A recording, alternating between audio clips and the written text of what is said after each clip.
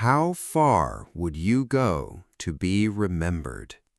Some people want to rule a city. Some want to rule a country. But one man wanted to rule the entire world. He was a prince, a student of a great philosopher, and a general who never lost a single battle. His name was Alexander. The world calls him great, but his journey was full of shadows and gold. Today, we walk the path of the man who reached the edge of the known world. We will learn the language of conquest, ambition, and fate. This is the legend's path.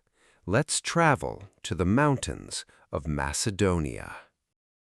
Alexander was born in 356 BC. His father was King Philip II, a man of war, but his teacher was Aristotle, a man of mind. Imagine your teacher is the smartest man in history. Aristotle didn't just teach Alexander math. He taught him about the stars, about biology, and about Homer's Iliad. Alexander slept with a copy of the Iliad under his pillow. He wanted to be the new Achilles. One day, a wild horse was brought to the palace. No one could ride it. The horse was afraid of its own shadow. Alexander noticed this. He turned the horse toward the sun so it couldn't see the shadow. He jumped on its back and rode like the wind. His father cried and said, "My son, find another kingdom. Macedonia is too small for you." This horse was Bucephalus, and he would stay with Alexander until the end of the world. When Alexander was only 20, his father was killed. The young prince became king. He didn't wait. He looked east toward the giant Persian Empire. He arrived in a city called Gordium. There was a famous puzzle there, the Gordian knot.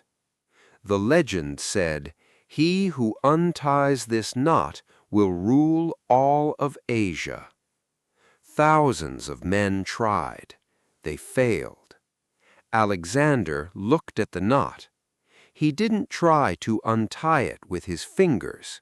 He pulled out his golden sword and sliced it in half. This was his philosophy. If there is a problem, don't wait. Break it. The road to Persia was now open. The Persian king, Darius III, had a massive army, millions of soldiers. Alexander had only a few thousand, but Alexander was a genius of the phalanx. At the Battle of Issus, the two kings met face to face. The dust was like a golden cloud. Darius looked into Alexander's eyes and felt fear. The King of Kings ran away. Alexander didn't just take the land, he took the Persian crown.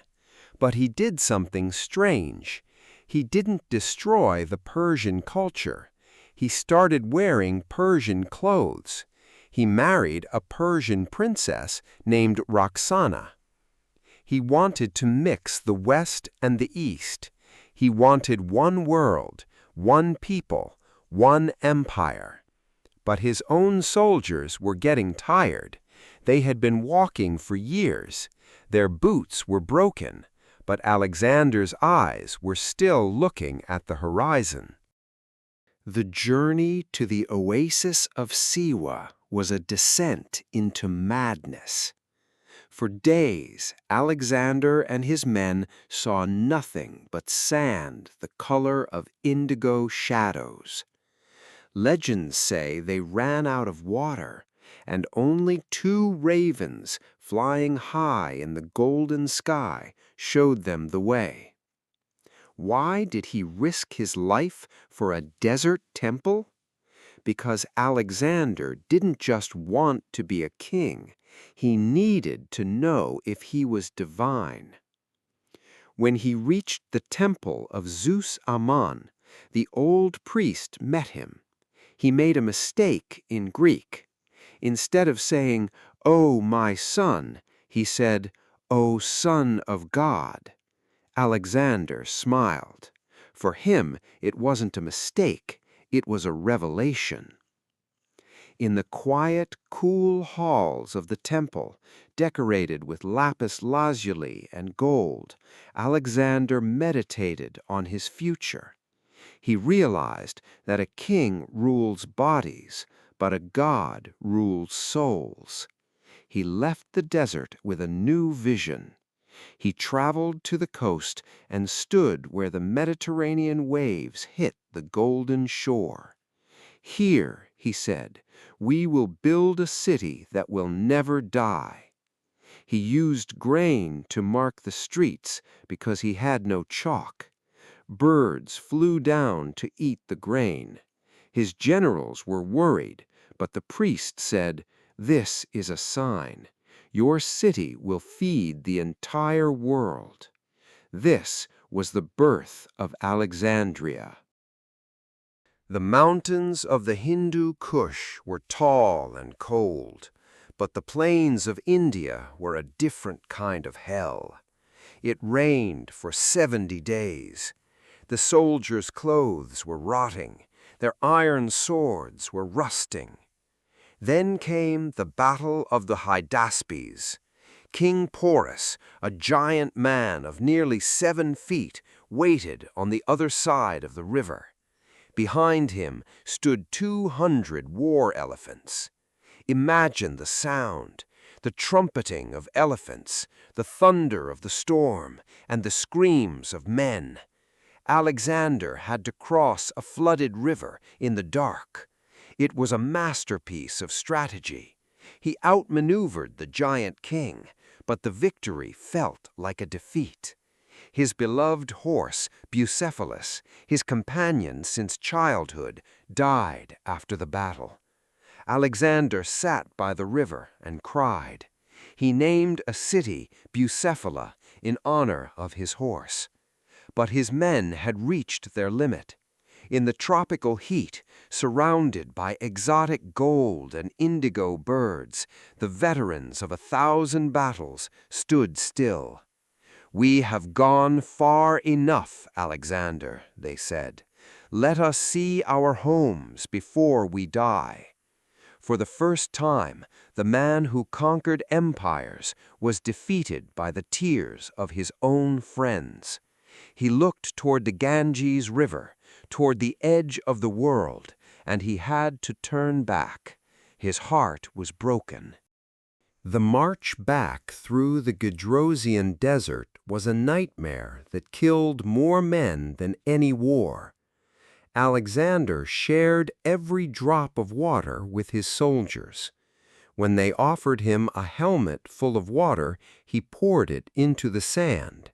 "If my men cannot drink, I will not drink," he said. By the time he reached Babylon, the air was thick with the smell of incense and death.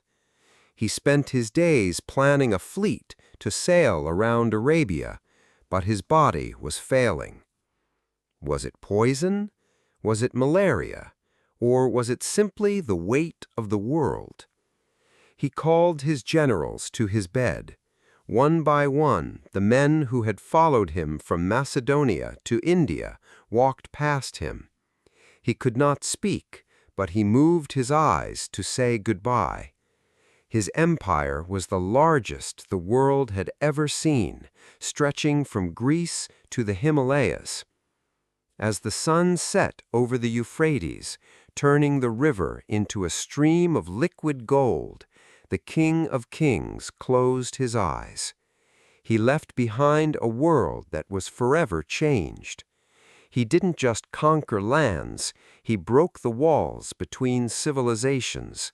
The gold of Persia and the wisdom of Greece were now one. Alexander died without a successor, but he left behind something more powerful than a crown, a new world. For 300 years after his death, the world spoke Greek. From the mountains of India to the markets of Rome, people read his books and told his stories. They called this the Hellenistic Age. He was the bridge between the old world and the new. Legend says that his body was preserved in a sarcophagus of pure gold and honey, and taken to his city, Alexandria. Today, the location of his tomb is the greatest mystery in history. Perhaps he is still there, resting under the indigo waves of the Mediterranean, watching the city he built in the sand. Alexander's life reminds us that a man is not measured by the years he lives, but by the fire he leaves behind.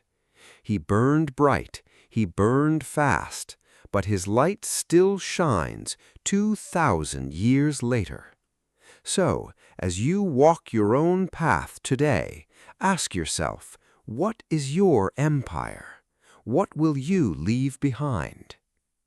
Thank you for traveling through time with the Legends Path. Until next time, stay legendary.